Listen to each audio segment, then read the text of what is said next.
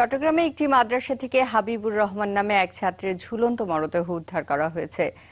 12 বছর বয়সী হাবিবুর নগরীর অক্সিজেন আবু বকর সিদ্দিক মাদ্রাসায় পড়ত। ভবনের 5ম তলায় মসজিদের জানালায় তার মরদেহ ঝুলতে দেখে রাতের খবর দেওয়া হয় পুলিশকে। ময়নাতদন্ত শেষে আজ দুপুরে তার পরিবারের কাছে মরদেহ হস্তান্তর করা হয়। তার বাড়ি খাগড়াছড়ির দীঘিনালায়। এ ঘটনাকে হত্যা দাবি করেছেন হাবিবুরের বাবা।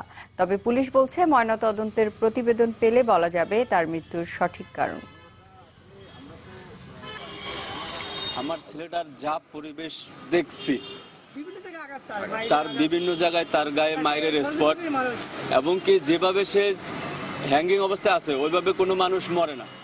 তার পায়ের তলায় ঠেকলা পোলোরের সাথে ঠেকানো আছে এবং গ্রিলের সাথে হাতে ভাবে ঝুলানো আছে।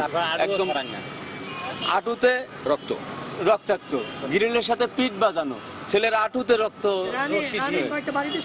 গলায় যে রশিটা সে রশিটা মাঝখানে বাঁকা, ঢিল লুজ বোঝা যাইতেছে।